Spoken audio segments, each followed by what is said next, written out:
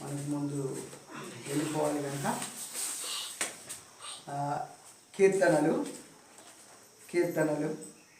31వ కీర్తన 12వ వచనం చదువుదాం. 31:12 కీర్తనలు 31:12 కీర్తనలు 31:12 మరణమైన స్మరణకు రాకున్నా వాని వలె మరోబడితిని, ఓటి కుండ వంటి వాడనైతిని. ఇక్కడ దావీదు ప్రధాన యాజకునికి తన విన్నపాన్ని వినిపిస్తున్నాడు. ఏమని వినిపిస్తున్నాడంటే,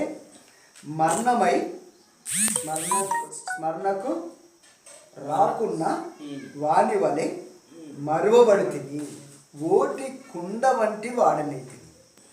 దావీదు తన జీవితంలో ఏమైందంట? ఓటి కుండ వంటి వాడాయన. ఓటి కుండ అంటే ఏంటంటే పలిగి ఇట్లా పలిగిన కుండ, మొత్తం చితలు అయిపోయిన కుండ కాదు కానీ పలిగిన కుండ. ఆ పలిగిన కుండ దేనికి అక్కర్లేదు, దేనికన్నా అక్కడ వస్తుందా? అక్కడ అయితే కావాల్సింటే కొన్ని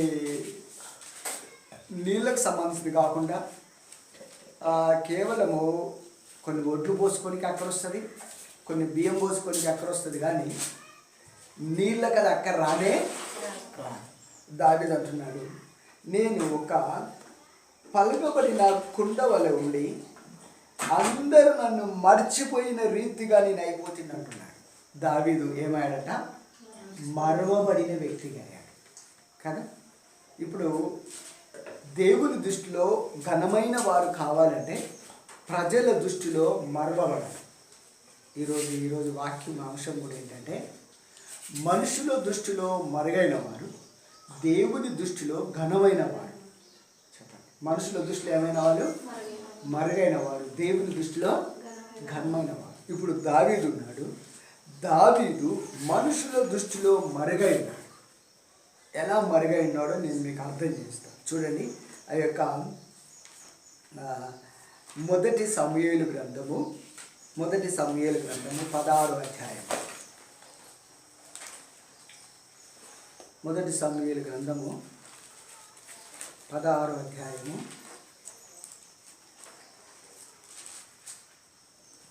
16వ అధ్యాయము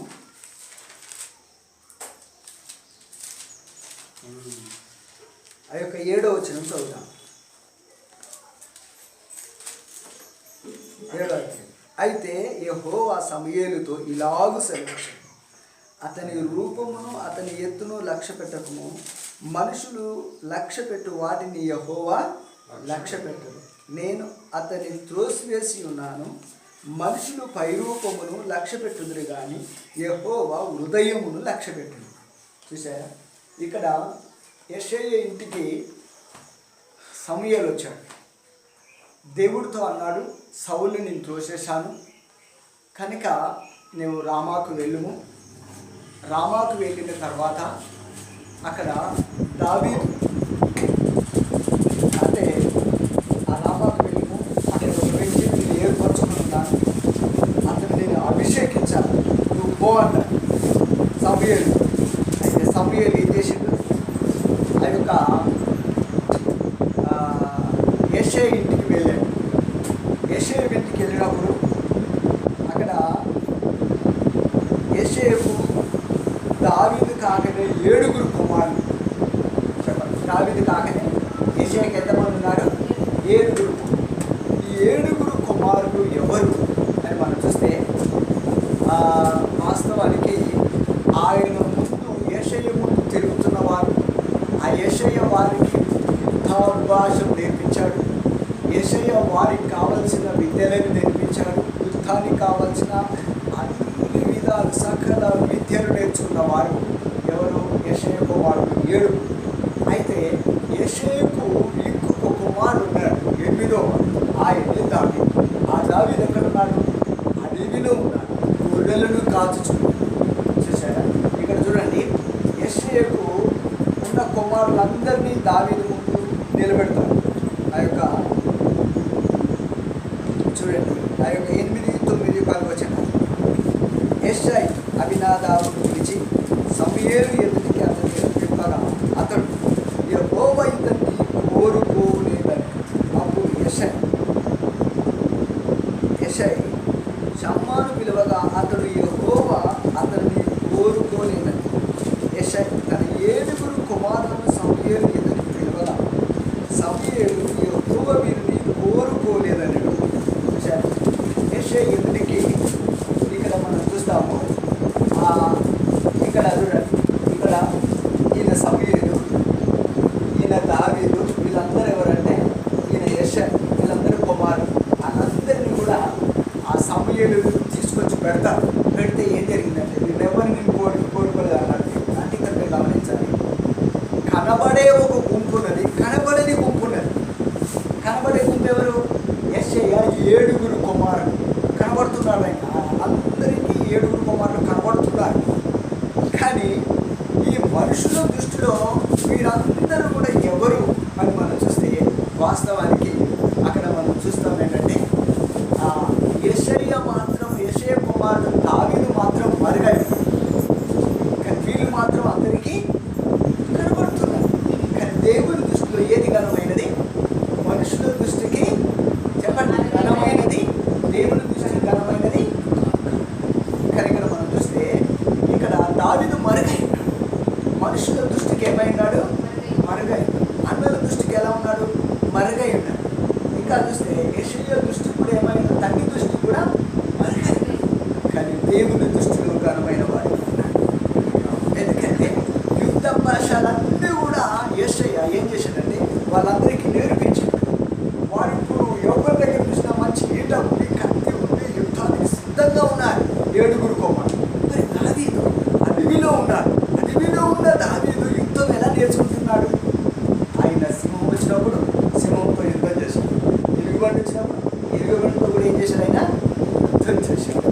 ఇంకా తన ముందుకు ఇంకెవరెవరైతే రాబోతున్నారో వారందరి మీద చేయించినప్పుడు యుద్ధాభ్యాసము కలిగిన వాడుగా ఉన్నాడు.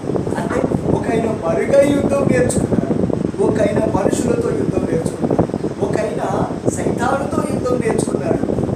వీళ్ళేమో మనుషులతో యుద్ధం నేర్చుకున్నారు. మనుషులతో యుద్ధం నేర్చుకున్న వారు వైరూపానికి బలంగా ఉన్నారు, ఆత్మీయంగా బలహీనుడుగా ఉన్నారు. ఆత్మీయంగా ఎలా ఉన్నారు? బలహీనుడుగా ఉన్నారు.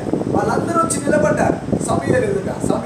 సమూయేలు నిలబడ్డప్పుడు సమూయేలు అంటాడు దేవునితో, ప్రభువా, ఎలియాబు చాలా ఎత్తుగా ఉన్నాడు, షమ్మా ఎత్తుగా ఉన్నాడు, ఇంకా నీ కుమారు ఆయనకు యెషై కుమారు అనే వారు చాలా బలంగా ఉన్నారు, దిట్టగా ఉన్నారు, వారు సరిపోతారయ్యా రాజుగా ఉండడానికి అని సమూయేలు దేవునితో మాట్లాడుతున్నట్టుగా ఉంది.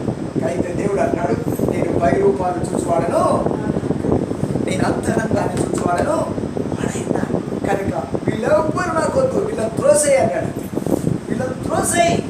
ఎప్పుడైతే త్రోసివేశాడో ఈ యొక్క సమూయేలు, ఇక వీళ్ళు ఎవరు కాదన్నప్పుడు ఇంకెవరైనా ఉన్నారంటే ఒక్కడున్నాడు. చూడండి, ఆ యొక్క ఫాదర్ చదువుతాం. ఆ యొక్క చూడండి, ఆ యొక్క యెషై ఆ యొక్క 11వ వచనం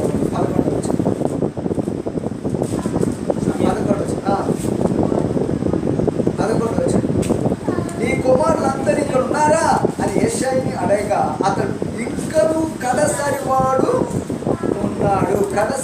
ఉన్నాడు, అయితే వాడు గొర్రెలను మేపుచున్నాడని చెప్పాడు. అందుకు సమూయేలు, నీవు వారిని పిలువనందించుము, అతడు ఇక్కడికి వచ్చే వరకు మనము కూర్చుందామని యెషైతో చెప్పగా. హల్లెలూయా.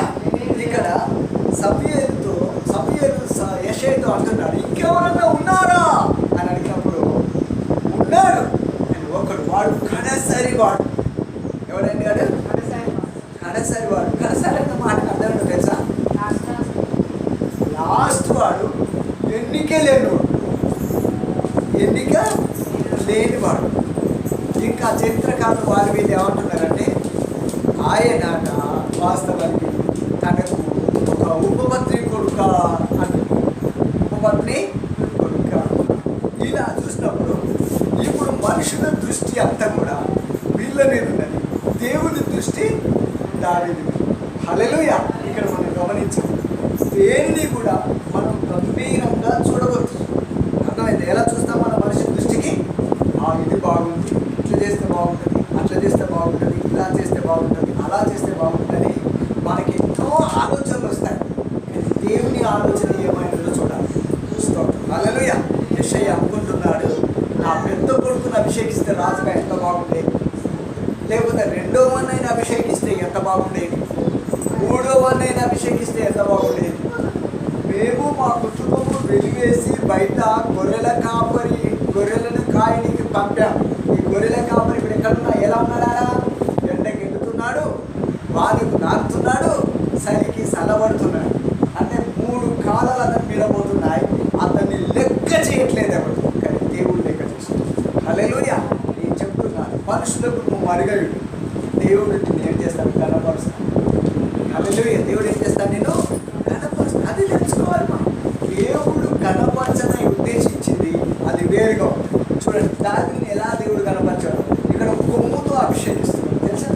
అదే సౌలును అభిషేకం తెలుసా, గుడ్డితో అభిషేకించాడు. కానీ ఈ యొక్క దావీదును దేంతో అభిషేకిస్తున్నారు? కొమ్ము. ఇది తెలుసా, కొమ్ము ఎలా చేయబడుతుంది, ఆ యొక్క బుద్ధి ఎలా చేయబడుతుంది చెప్పండి. బుద్ధి అనేది కొద్దిసేపట్లో చేయబడుతుంది, అవునా కదా? బుద్ధి అనేది కొద్దిసేపట్లో చేయబడుతుంది. కొమ్ము ఎన్ని సంవత్సరాలు దాని మీద దాటిపోతే కొమ్ము అలా అయింది చెప్పండి. ఎన్ని కాలాలు ఎదుర్కోవచ్చా కొమ్ము? కొమ్ము పరుగుద్దా? ఇరుగుద్దా? ఇరుగది, ఆకలిది. కొమ్ము ఏంటిది? గట్టిది. హల్లెలూయా. అందుకే దావీదు పొందిన అభిషేకము, సౌలు పొందిన అభిషేకానికి దేవుడు, సౌలు పొందిన అభిషేకం కొన్ని రోజులకే పట్టింది. కానీ దావీదు పొందిన అభిషేకము ఇప్పటికీ 1000 ఏళ్ల పాలనలో ఆయన సింహాసనం మీద కూర్చొని, ఆ దావీదు సింహాసనం మీద కూర్చొని యేసుప్రభువులో పాలన చేస్తాడు. హల్లెలూయా. అయితే గమనించండి, దావీదు చేయబడిన అభిషేకము మామూలు అభిషేకం కాదు, బలమైన అభిషేకం. చెప్పండి, ఎలాంటి అభిషేకము? బలమైన అభిషేకము దావీదు పొందాడు. విరిగిపోని అభిషేకం, చెదిరిపోని అభిషేకం, అలిగిపోని అభిషేకం, స్థిరముగా నిలుచు అభిషేకం దావీదు పొందాడు. కనుక ఆ పొందిన దావీదుతో అంటాడు, ఇదిగో అతడు నా హృదయానుసారుడు చెప్పాడు. హల్లెలూయా. ఇక్కడ మనం గమనించి చూస్తే అతడు అభిషేకింపబడ్డాడు. అభిషేకింపబడక ముందు అడవిలో ఉండి ఏం చేయబడ్డాడు? పిలువబడ్డాడు. ఏం చేయబడ్డాడు? పిలువబడి అభిషేకించాడు. అయితే ఇక్కడ మీరు గమనించాలి, 3 రకాలైన గుంపులు ఉన్నాయి. ఎన్ని గుంపులు చెప్పండి? 3 రకాల గుంపులు. ఒక గుంపు ఏంటిది? పిలువబడే గుంపు. ఒక గుంపు ఏంటిది? ప్రత్యేకింపబడే గుంపు. పిలువబడి ప్రత్యేకింపబడే గుంపు. 3వది నమ్మకమైన గుంపు. హల్లెలూయా. సంఘంలో ఎన్ని గుంపులు ఉంటాయి? పిలువబడ్డ గుంపు ఉంటుంది, ఏర్పరచబడ్డ గుంపు ఉంటుంది, నమ్మకమైన గుంపు. హల్లెలూయా. మరి దావీదు ఎవరు ఈ ముగ్గురిలో చెప్పండి? ఆయన పిలువబడ్డవాడు, తర్వాత ఏం చేయబడ్డవాడు? ప్రత్యేకించబడ్డవాడు. 7 సహోదరుల నుండి ప్రత్యేకింపబడ్డవాడు. చూసారా? పిలువబడ్డవాడు, 7 నుండి ప్రత్యేకింపబడ్డవాడు. అదే సందర్భంలో ఆయన నమ్మకమైన వాడు కనుకనే ఆయన రాజ్యం ఇంకా స్థిరంగానే ఆయన సింహాసనము నిలిచి. ఎప్పుడు కూడా ప్రతి ఆలోచన ఆత్మీయంగా ఆలోచించాలి మనం, కానీ శరీర రీతిగా ఆలోచించకూడదు. చూసారు? శరీర రీతిగా ఆలోచిస్తే ఏమవుతుంది? శరీర రీతిగా ఆలోచిస్తే ఇప్పుడు గుంపు ఎక్కడుంది? నమ్మకమైనది గుంపు ఎక్కువ ఉందా? పిలువబడ్డోళ్ళు యొక్క గుంపు ఎక్కువ ఉందా? ఏ గుంపు ఎక్కువ చెప్పండి? అక్కడ చూస్తే 8 మంది ఉన్నారు, ఇక్కడ చూస్తే ఒక్కడే. ఈ ఒక్కోడు రాగానే అక్కడ ఏం చెప్పండి తెలుసా? అతడు ఎర్రని వాడు. అక్కడ ఎవడంట? ఎర్రని వాడు. ఇంకేంటి వాడంట? చక్కని నేత్రాలు కలవాడు. ఇంకేంటంట? సుందరుడు. ఎవరైనా చూడండి, మీకు తెలుసు ఆ యొక్క మాట చూడండి. అదే ఆ యొక్క 12వ చదువు 12 చూడండి. అతడు వాడిని పిలువనంపించి లోపలికి తోడుకొని వచ్చాడు. అతడు ఎర్రని వాడును, చక్కని నేత్రముల గల వాడును, చూచుటప్పుడు సుందరుడై ఉండేది. చూసారు? ఆయన చూస్తే ఎట్లున్నాడు? ఎర్రని వాడు, కళ్ళున్నాయి, చక్కని కళ్ళు. రూపానికి ఎలా ఉన్నాడు? సుందరుడు. పిల్లలు ఉన్నారు, వీళ్ళకి లేదుగా అన్నం. ఎక్కడ నోడికి అన్నం వచ్చింది? అడవిలోనికి అన్నం వచ్చింది, ఊళ్ళోనికి అన్నం లేదు. అట్ల విధంగానే ఈ లోకంలో మనకి శ్రమలు, కష్టాలు, ఇబ్బందులు అన్నీ ఉంటాయి. కానీ లోకం మనల్ని మర్చిపోతుంది. మన పేరు ఎవ్వరికి జ్ఞాపకం రాదు. వస్తుందా? మన పేరు ఎవ్వరికి జ్ఞాపకం రాదు. కానీ ఎవరి దగ్గర ఉన్నది మన పేరు? ఎవరి దగ్గర ఉన్నది?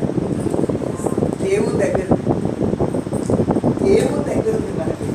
దావీదు పేరు ఎవరి దగ్గర ఉంది?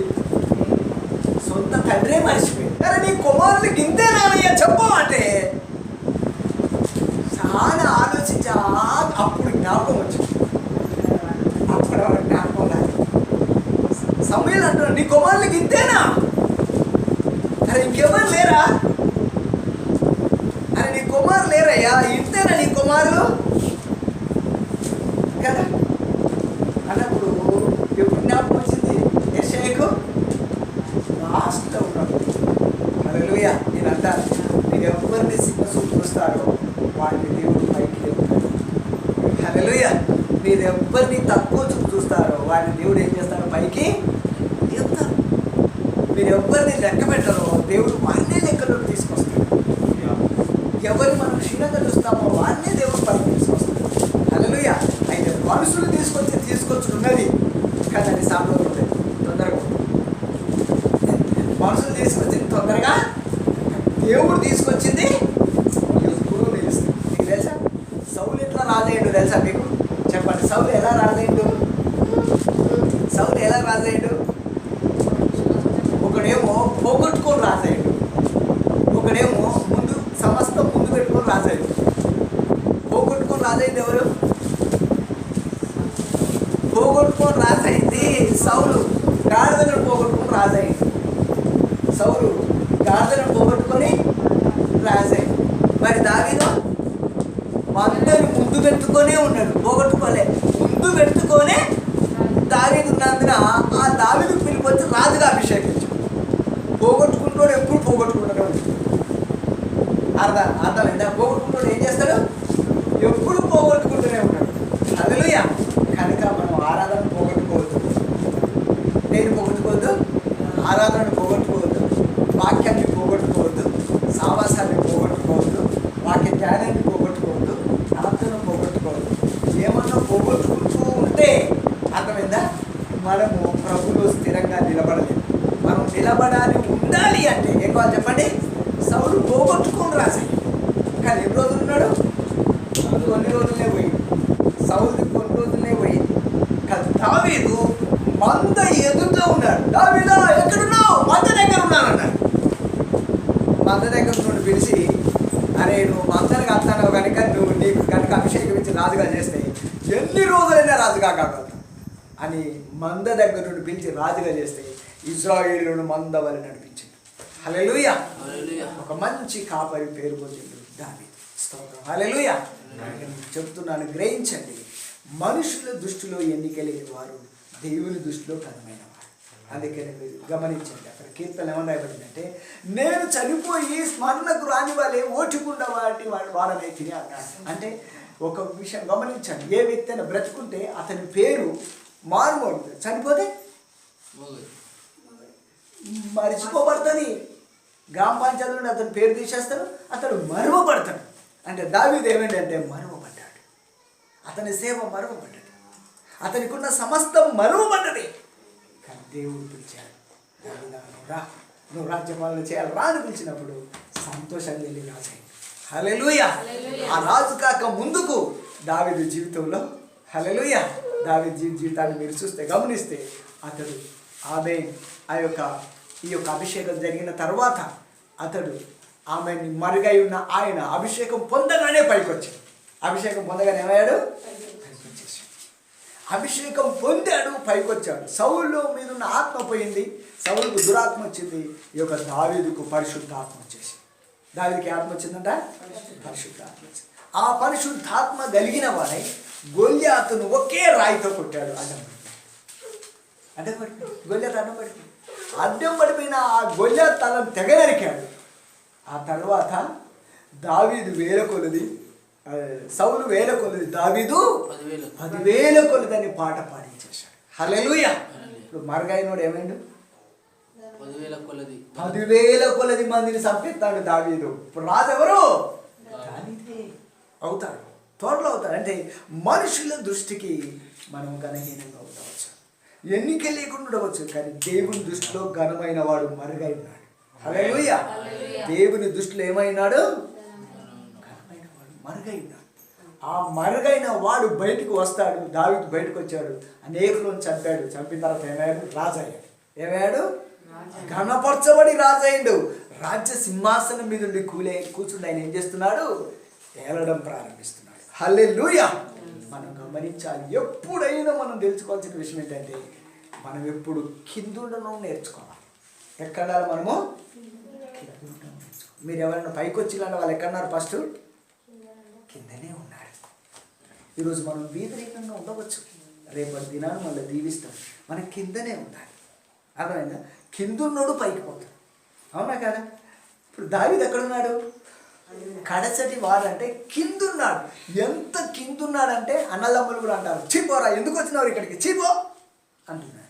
వెళ్ళిపోరు ఇక్కడి నుంచి అంటున్నాడు. ఆ యుద్ధకాలం అంటే మీరు గమనించండి, కిందున్నోడు పైకి వస్తాడు. ఇది చూడండి మీరంతా. హల్లెలూయా. కిందున్నోడు ఎక్కడికి వస్తాడు? పైకి రావాలంటే ఫస్ట్ ఎక్కడ ఉండాలి? కింద ఉండాలి. అంటే దేవుడు నిన్ను ఎక్కడ వస్తాడో అక్కడనే ఉండాలి. అర్థమైందా? మనకు మనంగా ఎక్కొచ్చామనుకో మళ్ళీ కిందికి దిగిపోతేనే పైకి వస్తాం. కనుక ఏం కావాలి? మనం ఇప్పుడు ఎక్కడ ఉండాలి? ఇప్పుడు దావీదు ఎక్కడ ఉన్నాడు? కిందున్న దావీదును పైకి తీసుకెళ్లి సింహాసనం మీద కూర్చుండబెట్టాడు. సింహాసనం మీద కూర్చుండబెట్టిన తర్వాత దావీదు గురించి రాయబడింది, అతని రీతిగా యథార్థంగా రాజ్యాన్ని ఎవ్వరూ పాలన చేయలేదని రాయబడి. హల్లెలూయా. కనుక యథార్థంగా పాలన కావాలంటే ఏం కావాలి? ఫస్ట్ కింద ఉండాలి. కింద ఉంటే పైకి వస్తాం. కింద లేకుండా పైకి ఏమి చేస్తాం. ఇప్పుడు చూడండి, అనేకులు ఇట్లనే సేవ ఆరంభించారు. పిఎం సామ్యూయల్ కూడా మరుగై సేవే ఆరంభించాడు. ఎవరికైనా కావాలి అట్లే సేవ చేశాడు. కానీ పరిశుద్ధాత్మ దేవుడు కదిలించుడు, అనేక వందల సంఘాలు స్థాపించబడ్డాయి. హల్లెలూయా. తర్వాత ఏమైందో తెలుసా? తర్వాత ఆ పిఎం సామ్యూయల్ వాళ్ళ అనేకులు సేవ చేయడానికి వచ్చారు.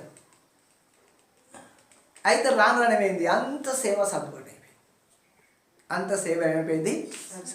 బైబిల్లో రాయబడింది ఏంటంటే ఎప్పుడు కూడా ఉపదేశానికి అన్యాయం చేయకూడదు. దేనికి అన్యాయం చేయవద్దు? ఉపదేశానికి అన్యాయం చేయకూడదు. ఎందుకంటే పరిశుద్ధులకు ఒకేసారి అప్పగించబడిన బోధ నిమిత్తం మనం పోరాడాలి. దేని నిమిత్తం మనం పోరాడాలి? బోధ నిమిత్తం. అందుకనే చూడండి, యూదా పత్రికలో రాయబడిన మాట. యూదా పత్రిక 3వ వచనం చదవండి. యూదా పత్రిక 3వ వచనం చదవండి. పరిశుద్ధులకు ఒకేసారి అప్పగింపబడిన ఆ బోధ నిమిత్తం మనం ఏం చేయాలి? పోరాడాలి. ఒక క్రైస్తవ జీవితాన్ని నిలబెట్టుకోవాలంటే పోరాడాలి. ఒక క్రైస్తత్వాన్ని నిలబెట్టుకోవాలన్నా పోరాడాలి. ఈరోజు మనుషులు లేక సంఘాలు పాస్టర్ను మార్చేస్తున్నాయి. మార్చేయడం ద్వారా జరిగేది ఏంటంటే తెలుసా? అంత లోకంలో లోపలికి వస్తుంది. చూడండి 3వ వచనం చదవండి. యూదా పత్రిక 3వ వచనం చదవండి. 3వ వచనం ఏమైనా మనందరికీ కలిగేడు రక్షణను గూర్చి మీకు వ్రాయవాలనని విశేషాసక్తి గలవాడనై ప్రయత్నపడుచుండగా పరిశుద్ధులకు ఒకేసారి అప్పగింపబడిన బోధ నిమిత్తము మీరు పోరాడవలెను. అది దేని నిమిత్తం పోరాడాలంట? అయ్యో, ఏ బోధ మాకు అప్పగింపబడ్డదో ఆ బోధలో మేము ముందుకెళ్ళాలి. ఇది ఉండాలి మనకు. ఎందుకంటే ఇక్కడ అన్నిట్లో మనం గెటప్ అవుతాం. ఇక్కడ ఏమవుతాం? సమాజంలో గొప్పోళ్ళు అవుతాం, అన్ని చోట్ల గొప్పోళ్ళు అవుతాం, పైసలు బాగా దొరుకుతుంది, అంత దొరుకుతుంది. కానీ పరలోకం గేట్ ఎంటర్ కానికి వీల్లేదు. గేట్ ఎంటర్ కానికి వీల్లేదు. పరలోకము గేటు నుండి ఎంటర్ కావాలంటే నువ్వు ఉపదేశానుసారంగా బ్రతకాలి, ఉపదేశానుసారంగా జీవించాలి. ఉపదేశానుసారంగా జీవించకుండా, ఉపదేశానుసారంగా బ్రతకకుండా అలా కనుక మనం జీవిస్తే పరలోకంలో మనం ఏమవుతామంటే పరలోక గుమ్మం దొక్కని కూడా వీళ్ళు. హల్లెలూయా. ఎందుకు అంటే పరిశుద్ధులకు ఏ బోధ వల్ల అప్పగింపబడదు. మీకు తెలుసా ఏ బోధ అప్పగింపబడదు? ఇది చూడండి, మారు మనసు, బాప్తిసము, పరిశుద్ధాత్మ అభిషేకము, ప్రత్యేకత, అపోస్తుల బోధ, సావాసం అనే రొట్టె విరుచుట, ఎడతెగని ప్రార్థన అనుభవం. ఈ 7 విషయాలు ఉపదేశంగా బోధములకు అప్పగింపబడ్డాయి. ఈ బోధ నిమిత్తం నువ్వు పోరాడు. ఈ బోధలో పరిశుద్ధాత్ముడు ఉండి పెళ్లి కుమార్తె సంఘాన్ని తయారు చేస్తాడు. ఏమండి, మనకు ఏ సంఘం కావాలి చెప్పండి మీరు? పెళ్లి కుమార్తె సంఘం కావాలన్నా, లేకపోతే యేసును చూసే సంఘం కావాలన్నా, యేసుతో కూర్చునే సంఘం కావాలన్నా? ఏ సంఘం కావాలి చెప్పండి మీరు? కదా, యేసుతో కూర్చునే సంఘం కావాలంటే మనం మరి పోరాడాలా వద్దా? పోరాడలే కదా, పోరాడాలి కదా. యేసుతో కూర్చునే సంఘంగా ఉన్నదంటే ఏం చేయాలి? మరి ఎవరు కూర్చుంటారు? ఎవరు కూర్చుంటారు అంటే, నేను చెప్పిన 7 విధాలుగా మనిషి సిద్ధపడాలి.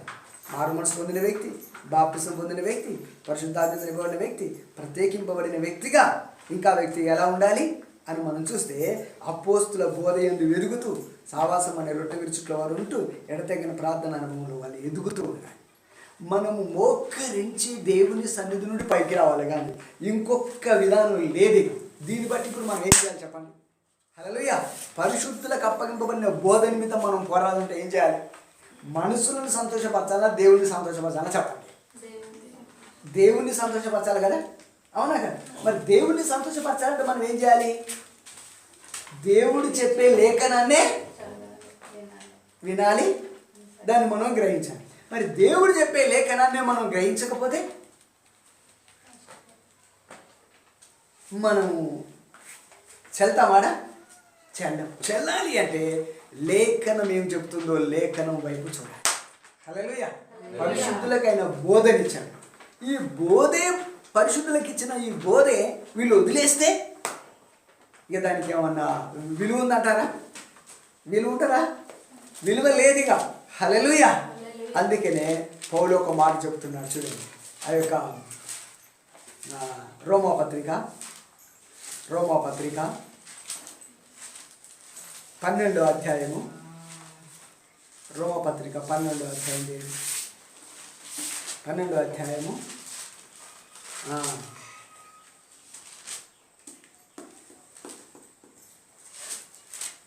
12వ అధ్యాయము దాని యొక్క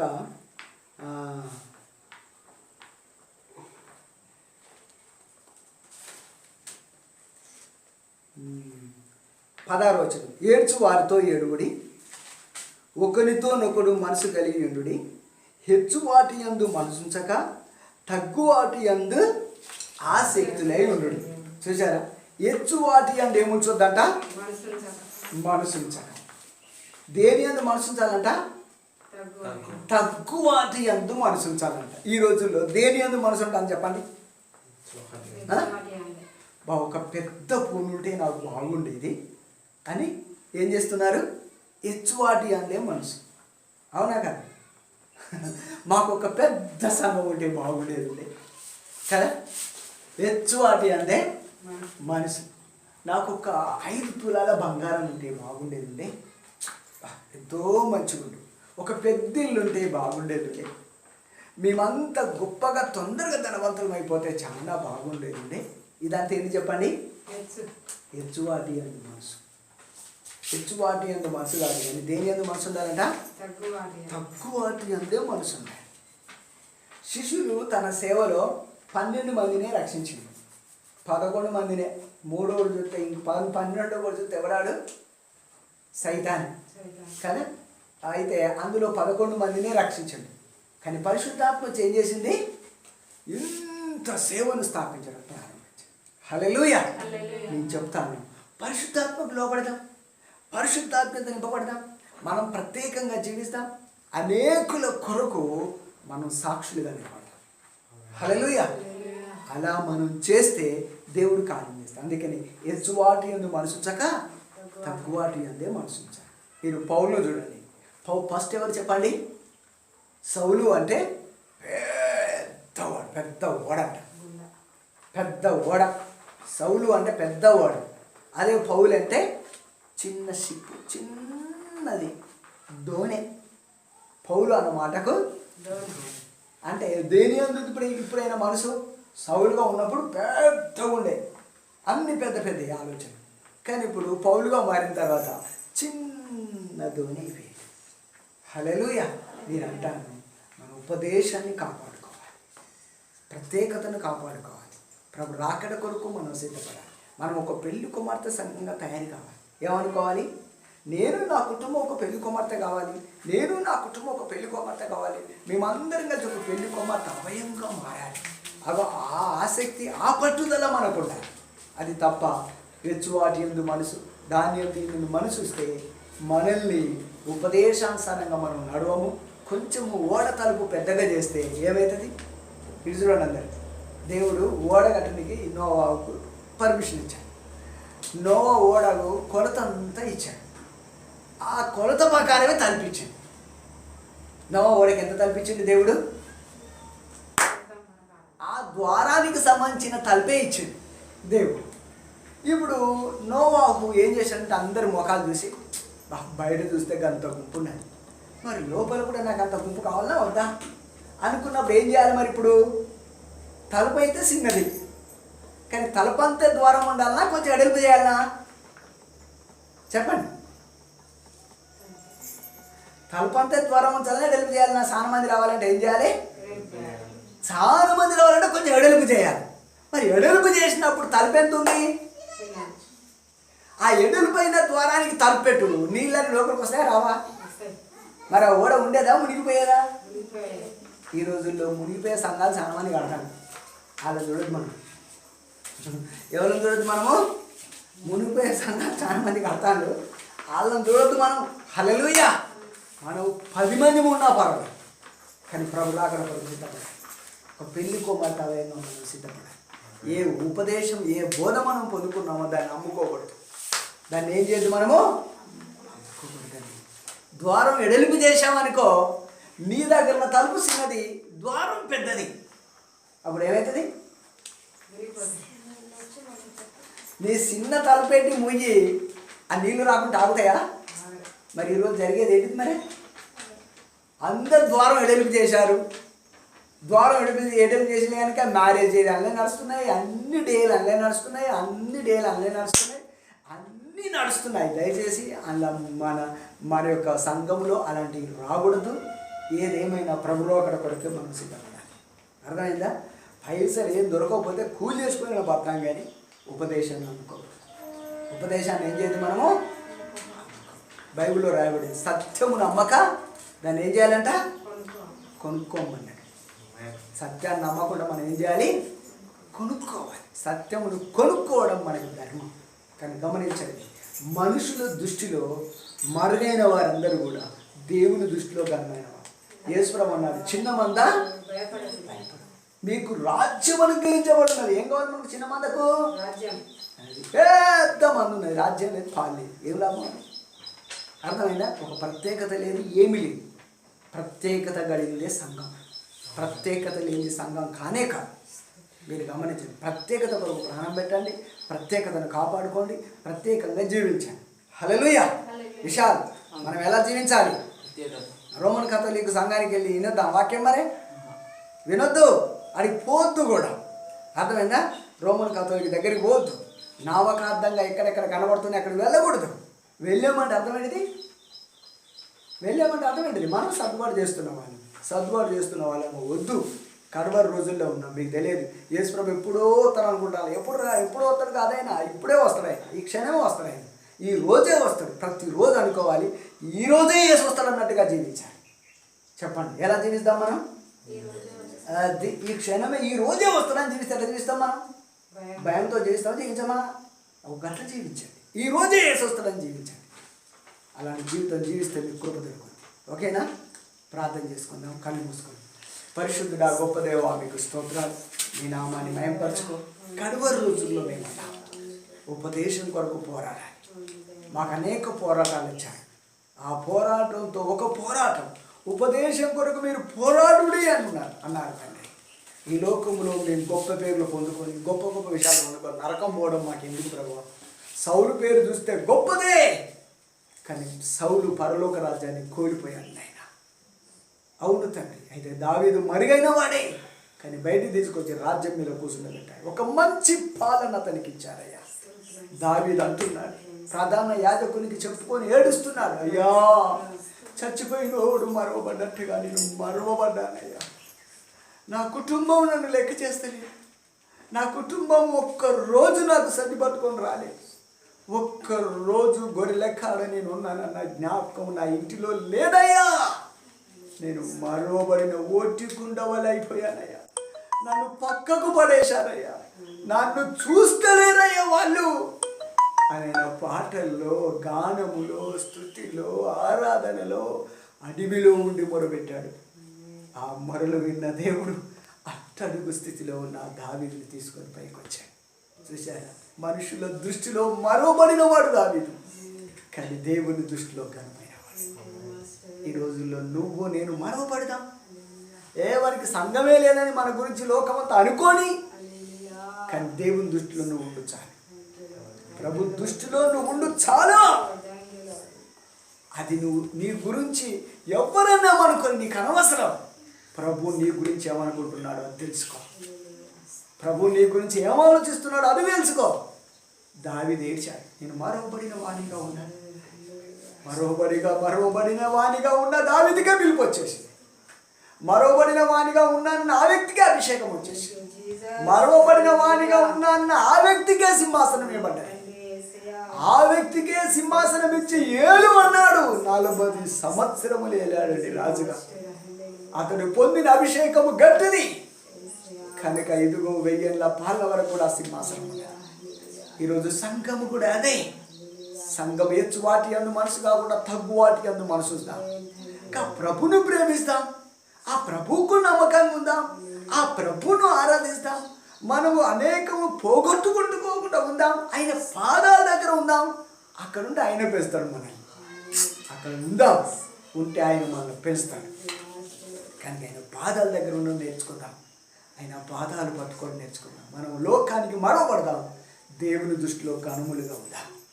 ఇదే దేవుని చిత్తం. అందుకని అపోస్తలుడైన పౌలు అంటున్నాడు, ఇదిగో హెచ్చు వాటి యందు మనసొద్దు, తగ్గు వాటి యందు మనసు ఉంచి దాని ఎడల మీరు ఆసక్తులై ఉండండి. ఇచ్చిన ఉపదేశ ప్రకారం మీరు పోరాడండి, మీరు నిలబడమంటున్నారు. అలా నిలబడి మనం సిద్ధపడదాం. ఈ కాలం నుంచి ప్రార్థన చేస్తూ మనం తయారవుతాం. మీ నామాన్ని మేము పంచుకో ప్రార్థన చేసుకుందాం. పరిశుద్ధ దేవానికి స్తోత్రం.